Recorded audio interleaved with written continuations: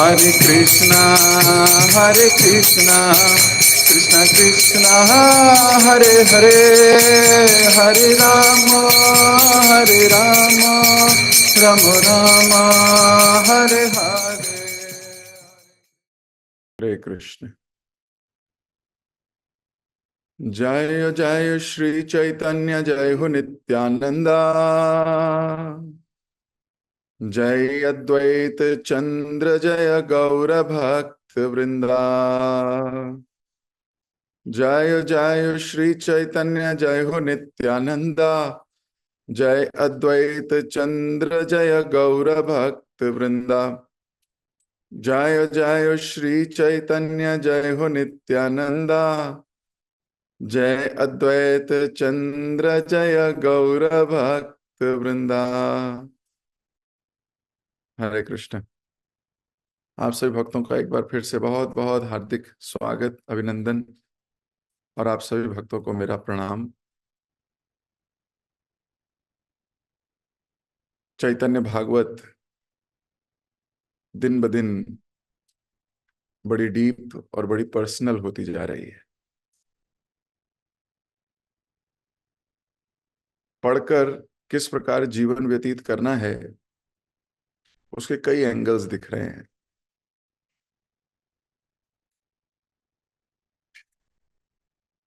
महाप्रभु और उनके बीच के भक्तों की लीला को कौन समझ सकता है। कल हम लोग पढ़ रहे थे किस प्रकार अद्वैत आचार्य और नित्यानंद प्रभु के बीच में थोड़ा डिस्कशन चल रहा है। डिस्कशन क्या चल रहा है, बोल रहे शराबी कहाँ से आ गया।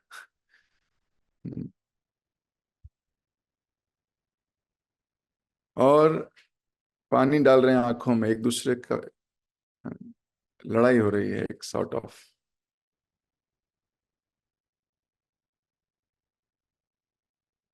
एक दूसरे पर व्यंग भी कसे जा रहे हैं। और अद्वैत आचार्य तो तड़क भड़क कर चिल्लाने लगे, ऐसे लिखा वृंदावन दास ठाकुर।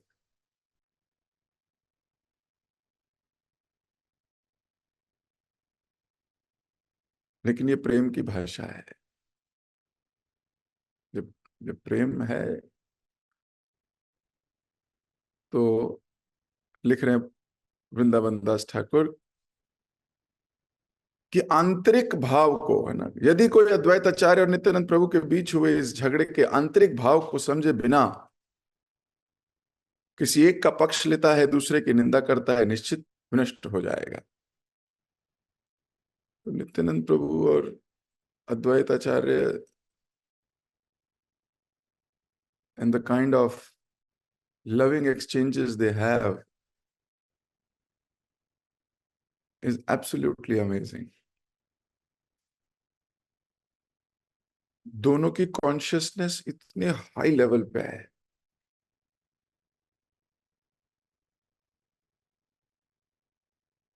हमने यहां तक कल पढ़ा था,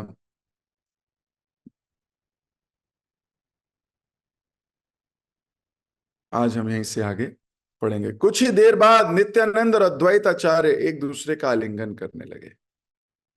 ये दोनों प्रभु सदैव चैतन्य महाप्रभु से प्रेम अमृत में मदोन्मत्त रहते थे। This is the qualification. अगर किसी के पास ये क्वालिफिकेशन है, then don't try to judge him. What qualification? That they have extreme love to Chaitanya Mahaprabhu.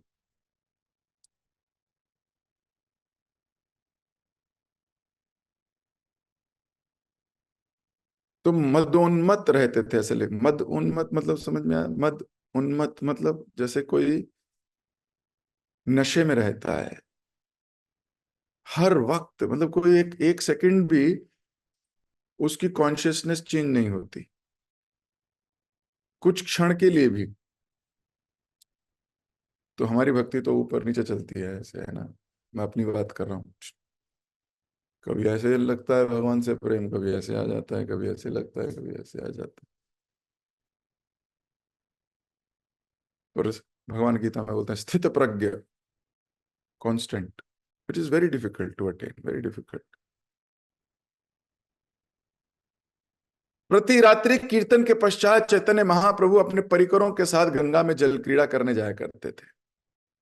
रात को कीर्तन किया, थक गए, बहुत ज्यादा पसीना आया, and then after so much of sweating it is a Vaishnava etiquette that you should bath, आपको स्नान करना चाहिए। जब बहुत ज्यादा आपने वर्कआउट किया है कीर्तन में या डांस में, तो महाप्रभु अपने परिकरों के साथ, परिकर मतलब अपने क्लोज एसोसिएट्स के साथ जल क्रीड़ा करने जाया करते थे। जल से बाहर आकर महाप्रभु भक्तों को फूल माला पहनाते थे और माथे पे चंदन लगा देते। सोचिए, महाप्रभु अपनी माला उतारते थे और वो किसी भक्त को बनाया करते थे रोज। तत्पश्चात वह घर जाके भोजन करते थे, उसके बाद वो घर जाके प्रसाद पाते थे। परंतु इस दिन संध्या समय महाप्रभु ने जगाई मधाई को अपनी प्रसादी माला दी। जिनको रोज देते थे उनको नहीं दी, आज किसको दिया? जगाई और मधाई को।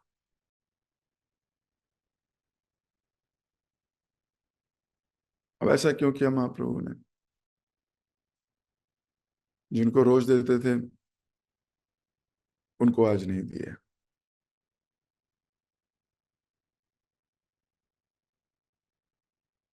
जैसे जैसे हम भक्ति में बड़े होते हैं वैसे वैसे हम विनम्र होते हैं। जैसे जैसे हम भक्ति में बड़े होते हैं वैसे वैसे हमारी इच्छा हमारे गुरुजनों की इच्छा के अनुरूप होने लगती है। जैसे जैसे हम भक्ति में आगे बढ़ेंगे वैसे वैसे हमारा हृदय हमारे गुरुजनों, हमारे आचार्यों के प्रति, उनकी इच्छा के प्रति मुड़ने लगता है। अब महाप्रभु इसको ऐसे समझिए, अभी जगाई मधाई को केयर की आवश्यकता है। नए हैं, अभी आए हैं, नए भक्तों को ज्यादा केयर की आवश्यकता होती है। जो पौधा बहुत छोटा लगाया जाता है उसको बहुत केयर करनी पड़ती है, पानी डालना पड़ता है, इत्यादि इत्यादि। जो पेड़ बड़े हो जाते हैं उनमें पानी देने की भी आवश्यकता नहीं होती, वो पानी ले लेते हैं। तो माली जो नए पौधे लगते हैं उनमें ज्यादा समय लगाता है, सच्ची बात है। चलो ये तो पौधों की बात हो गई। इंसान को अपने घर में देखो, जब किसी के घर में एक नवजात शिशु का जन्म होता है, नया नया बच्चा पैदा होता है, उसका एक बड़ा सिबलिंग है, मान लो आपके घर में एक बेटा है 10 साल का, अब एक और बेटा हो गया मान लो छोटा। अब आप किसको ज्यादा केयर करोगे? जो नवजात शिशु है, जो नया आया है। जाहिर सी बात है आप उसकी केयर ज्यादा करोगे। तो जो भक्ति में नए होते हैं उनको ज्यादा केयर करने की आवश्यकता होती है। जो भक्ति में विशिष्ट हो गए, बड़े हो गए, उनको अब इतनी केयर की आवश्यकता नहीं है। वो थोड़े से में भी उनका पोषण होने लगता है।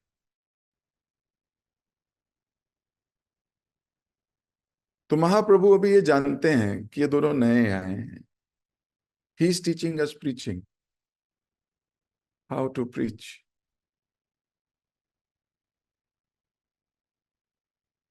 सो भक्तों का, जो जो नए नए भक्ति में जुड़े, उन्हें प्रोत्साहन चाहिए, उन्हें उन्हें ज्यादा केयर चाहिए। सो महाप्रभु ने आज माला पुराने लोगों को नहीं पहनाई, नए लोगों को पहनाई। कोई ये सोच सकता है कि देखना जरा नयों का कितना ध्यान रखा जा रहा है।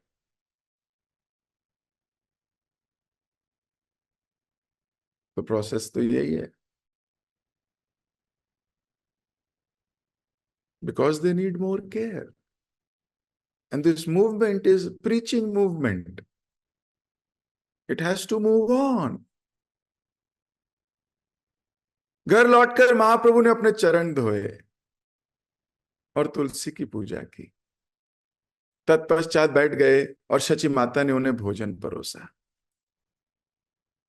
महाप्रभु ने पूर्ववर्ती आचार्यों की प्रार्थनाएं की और उन्हें प्रसाद अर्पित करके सुखपूर्वक भोजन करने लगे।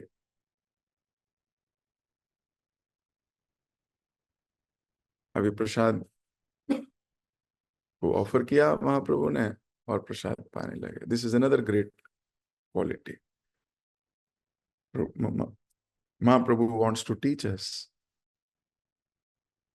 बिना ऑफरिंग किए, बिना भोग लगाए हमें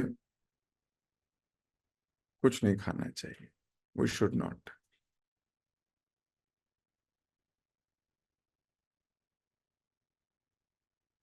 गंगा स्नान करने के बाद आके भी महाप्रभु पैर धो रहे हैं अपने। This is another Vaishnava etiquette. Before you go to sleep you should wash your feet.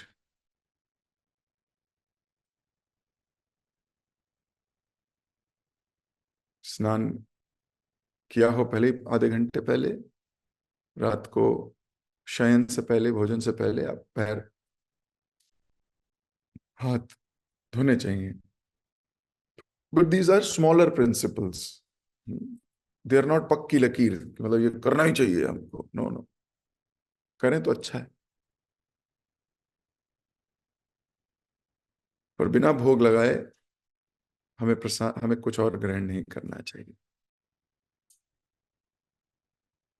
और पूर्ववर्ती आचार्यों से प्रार्थना करके, जैसे हम बोलते हैं महाप्रसादे गोविंदे नाम ब्राह्मणे वैष्णवे, तीनों को नाम यानी कि हरिनाम,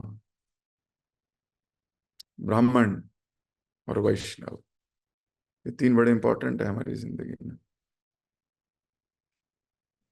तो पूर्ववर्ती आचार्यों को और हरिनाम प्रभु को, वैष्णवों को, ब्राह्मणों को इत्यादि स्मरण कर, धन्यवाद कर, प्रार्थनाएं कर, फिर हम भोजन प्राप्त करते हैं, फिर हम उस प्रसाद को ग्रहण करते हैं। And we call it honouring the prasad. Honour करते हैं हम प्रसाद को। भक्त लोग ये नहीं बोलते हैं प्रसाद खाते हैं। खाना इज अ भोग प्रवृत्ति। तो शब्द चयन ठीक होता है तो उसके बाद प्रवृत्तियां भी बदलती हैं, अगर उसको फील किया जाए तो।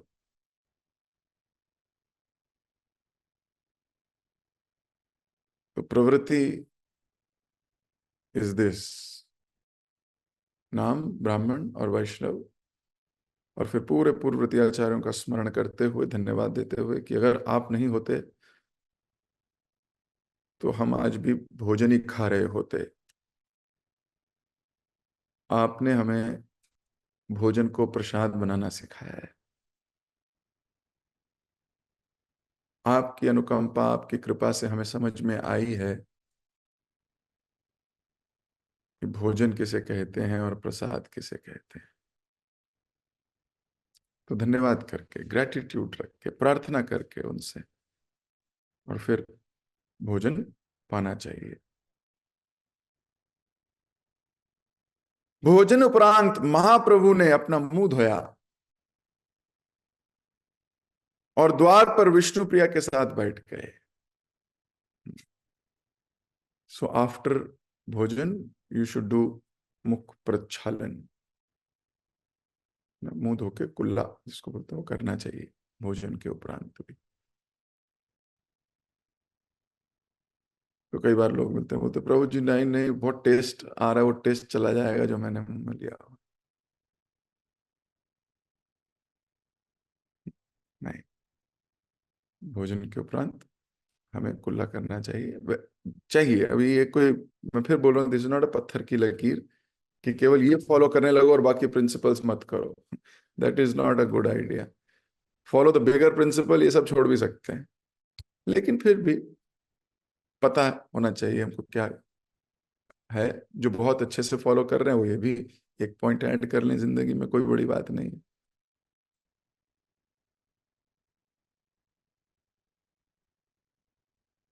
उस समय इस युवा दंपति को एक साथ बैठा देख सची माता हृदय भरकर उन्हें निहारने लगी। इतना ही नहीं, अपने पुत्र के मनोहर मुख कमल को देखकर वह स्वयं को भूल जाती। अब दोनों हस्बैंड वाइफ बैठे हैं और सास उन दोनों को देख के मुस्कुरा दे, ये कोई साधारण सास नहीं हो सकती। कितने अच्छे लग रहे हैं दोनों, और इन दोनों को देख के खुद को भूल जाए।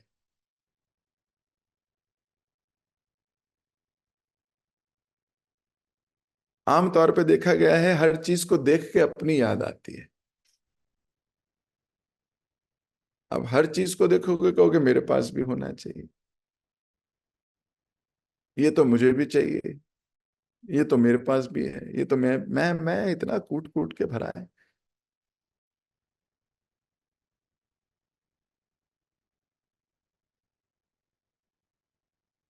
लेकिन सची माता भूल गई अपने आप को।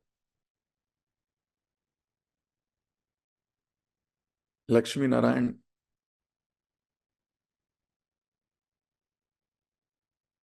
ऐसे दाम्पत्य जीवन है, ऐसे ये दोनों, एक लक्ष्मी जी की कंसॉर्ट है, एक स्वयं भगवान है। और अभी तक लीलाओं में ये दोनों एक साथ ऐसे नहीं बैठे थे। आज पहली बार वृंदावन दास ठाकुर उनका वर्णन कर रहे हैं एक साथ बैठे होने का। और सची माता इज सो हैप्पी। ये एक प्रेम की क्वालिटी है। आप जिससे प्रेम करते हो बड़ा अच्छा लगता है,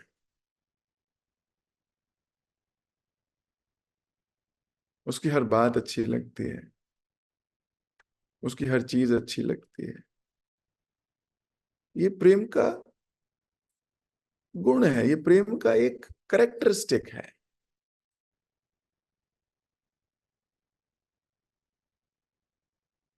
अगर दोनों बड़े अच्छे लग रहे हैं दोनों से, इसका मतलब सची माता दोनों से बहुत प्रेम करती है। और इतना प्रेम करती है कि खुद को भूल जाती है। अंततः विश्वंभर उठे और विश्राम करने के लिए अपने बिस्तर पर लेट गए। छिपकर वहां आए सब देवतागण भी अपने अपने स्थानों पर लौट गए। प्रतिदिन ब्रह्मा जी, शिव जी एवं अन्य अनेक देवता परम भगवान श्री चैतन्य महाप्रभु की सेवा करने आया करते थे। अब देवतागण भी वहां आके एकत्रित हुआ करते थे। अदृश्य रूप से दिखते नहीं थे किसी को, महाप्रभु जिसको चाहे उसको दिखते थे। अदरवाइज आते थे, कुछ भगवान की सेवा करते थे, सेवा का लाभ उठाते थे और चले जाते थे।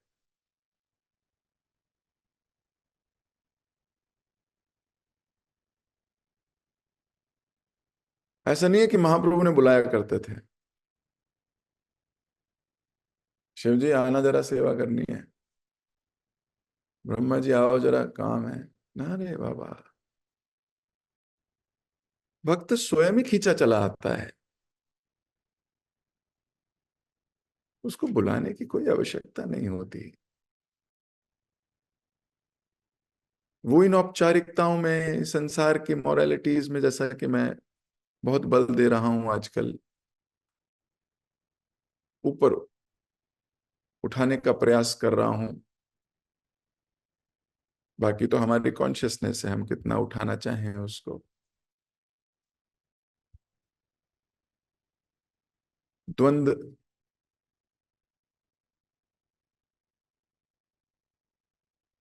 और सोसाइटल इन्फ्लुएंसेस,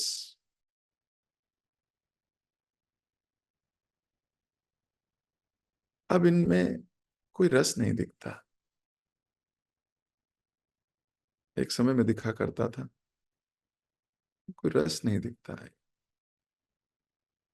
भक्ति के नॉर्म्स ही अलग हैं।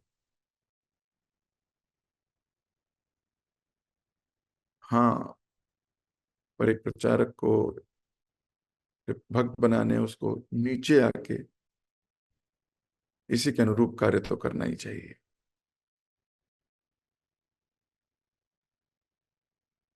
लेकिन देवतागण अपने आप आ जाते हैं ऑटोमेटिकली सेवा करने के लिए। अगर मुझे सेवा करनी है तो मैं अपने आप आ जाऊंगा, मुझे कौन बुलाएगा, चुपचाप आके सेवा करूंगा।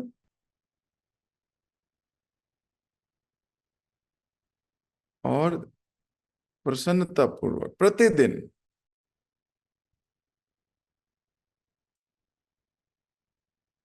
भगवान की कृपा के बिना कोई भी इन देवताओं को देख नहीं सकता। और कई बार महाप्रभु कुछ भक्तों को, देवताओं को देखने की दृष्टि प्रदान करते थे। हरि हरि, महाप्रभु किसी भक्त को देखने की दृष्टि भी दे देते थे। देखो, ब्रह्मा जी आए, आने वाले इन देवी देवताओं की संख्या अनगिनत थी। महाप्रभु ने अपने भक्तों से पूछा, क्या तुम इन देवताओं को देख रहे हो? आप भक्तों का उत्तर सुनिए, क्या डिवोटीज होते हैं।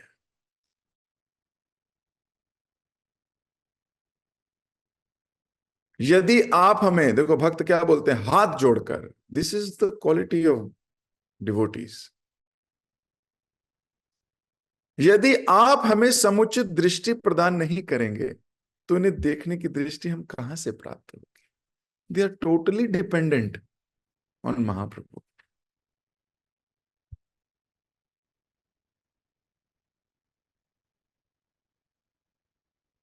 देखिए, बात कहने का तरीका ही है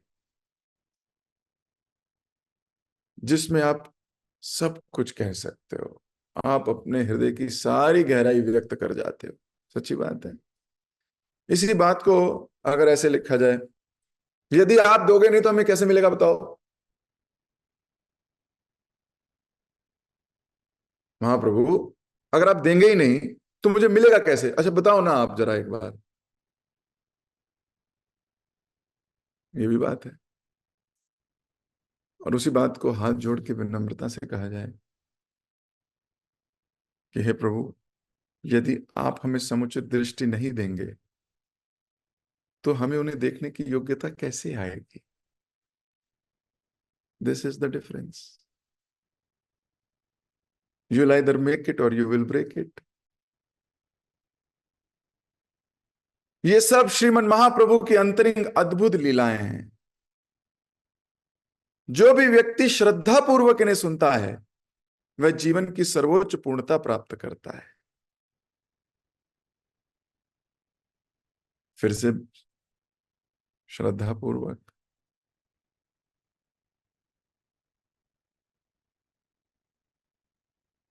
हर बार, हर रोज हमारे शास्त्र हमें क्या क्या मोड़ना चाहते हैं।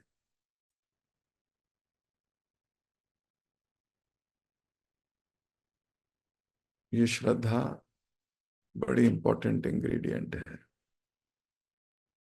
इसलिए भक्ति की शुरुआत ही श्रद्धा से होती है। अथो श्रद्धा तथा साधु संग।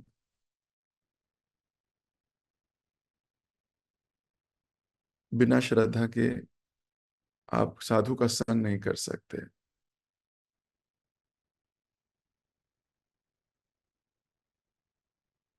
आपको साधु साधु लगेगा ही नहीं।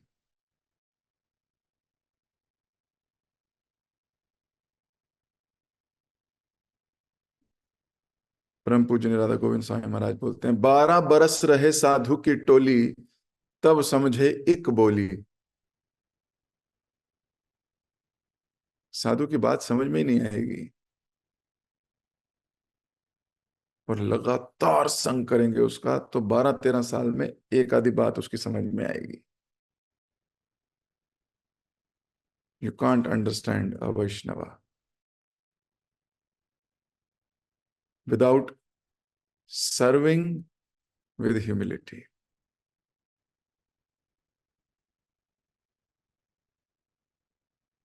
आगे लिख रहे हैं, जो भी व्यक्ति इन्हें श्रद्धा पूर्वक सुनता है सर्वोच्च पूर्णता प्राप्त करता है। किसी भी व्यक्ति को इन वचनों पर संदेह नहीं करना चाहिए। डाउट नहीं करना चाहिए। ये तो हर शास्त्र में बताया गया। आप भगवत गीता पढ़ो, 4th चैप्टर, 40th श्लोक। भगवत गीता में भगवान ने बोला जिसको संदेह है वो ना इस जीवन में खुश होगा ना आने वाले जीवन में खुश होगा। श्रीमद् भागवतम, श्रीमद् भागवतम में तो हर 4-5, 3-4 घंटों के बाद इसके बारे में चर्चा की गई है। संदेहात्मका बुद्धि, चैतन्य भागवत हर चैप्टर के एंड में बोल देते हैं ये। ऐसा क्यों बोलते हैं? मतलब इतनी बार बार बोलने की क्या जरूरत है, इतना सुनाने की क्या जरूरत है? जरूरत है, कंडीशन सोल हैं हम। महाप्रभु की लीलाओं को काल्पनिक समझ लेंगे, ले ये तो मतलब लिख दी कहानी है, काल्पनिक है महाप्रभु की लीलाएं। ऐसा हुआ थोड़ी होगा, ऐसा होता थोड़ी है। कौन देखना जरा ऐसे हाथ जोड़ के खड़ा हो जाता है हर बार? ऐसा थोड़ी हो सकता है कभी। महाप्रभु ने बोला आज मैं इसको नहीं इसको करूंगा, मेरी कृपा इस पे नहीं जाएगी, आज इस पे जाएगी, तो हाथ जोड़ के। काल्पनिक ऐसा नहीं हो सकता। बिना समुचित श्रवण किए हम इन लीलाओं के तत्व को नहीं समझ सकते। इसलिए वृंदावन दास ठाकुर कह रहे हैं किसी भी व्यक्ति को, ऐसा नहीं कह रहे कि श्रद्धालु लोगों को, नहीं नहीं, किसी भी व्यक्ति को इन सत्य वचनों पर संदेह नहीं करना चाहिए।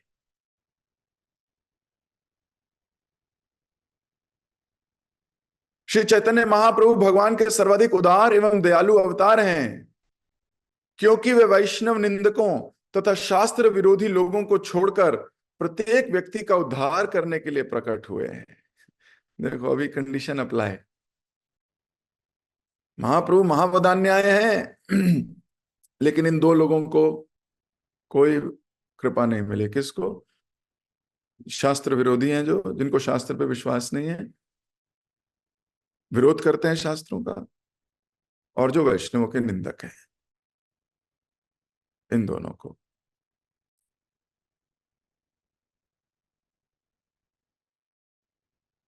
महाप्रभु बाकी सब पे कृपा कर देंगे। सो प्रार्थना कीजिए कि हम कभी इन दो श्रेणियों में ना आए। मैं अपने पूर्ववर्ती आचार्यों के प्रति ग्रेटिट्यूड पेश करता हुआ यही कामना करता हूं कि ना तो कभी शास्त्र विरोधी बनूं, ना ही वैष्णव निंदक। और अपनी वाणी को यहीं दे रहा हूं विराम। समय हो गया, आप सबसे मुलाकात होगी। जगत गुरु शिल प्रभुपाद की जय, शिल वृंदावन दास ठाकुर की जय, आप सभी श्रद्धालु भक्तों की जय।